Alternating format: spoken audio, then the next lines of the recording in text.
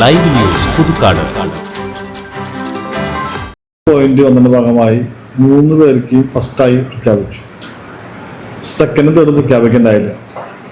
അപ്പം അതുമായി ബന്ധപ്പെട്ടുകൊണ്ട് ഒരു ക്ലാരിഫിക്കേഷൻ നമ്മൾ ആവശ്യപ്പെടുകയും പിന്നീട് സർക്കാർ നമ്മുടെ ക്ലെയിം അംഗീകരിക്കുകയും സെക്കൻഡ് സ്ഥാനം കുറേ ബ്ലോക്ക് പഞ്ചായത്തിനാണ് എന്ന് പ്രഖ്യാപിക്കുകയുണ്ടായി.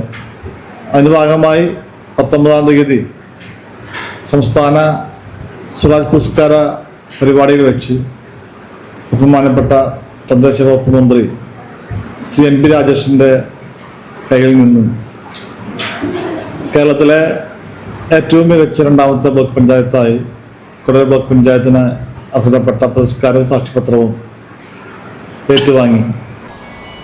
2022-23 സാമ്പത്തിക വർഷത്തെ കേരള സംസ്ഥാന സ്വരാജ് ട്രോഫിക്ക് കൊടകര ബ്ലോക്ക് പഞ്ചായത്ത് 2ാം സ്ഥാനത്തിലെത്തിയത് ഏറെ സന്തോഷകരവും അഭിമാനകരവുമായ ഒരു പ്രവൃത്തിയാണ്.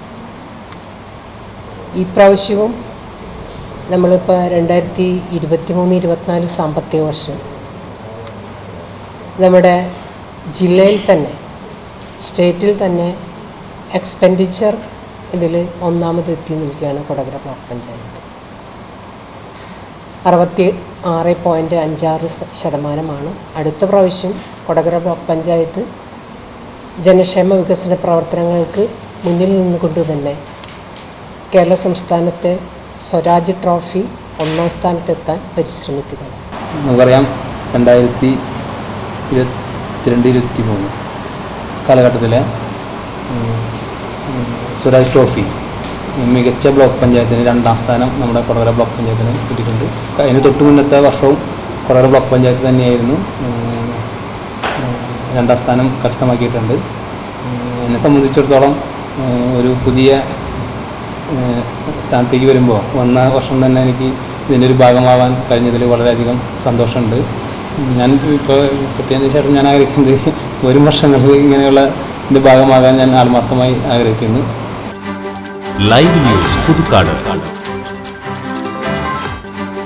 Live news Puthukkad. വസ്തുനിഷ്ഠവും വാർത്താ പ്രാധാന്യവുമുള്ള വിഷയങ്ങളിൽ പ്രതികരിക്കണം. അധികാരിവർഗത്തെ ഉറക്കമുണർത്താൻ നിങ്ങളിലെ നീതിബോധം ആഗ്രഹിക്കുന്നുവോ?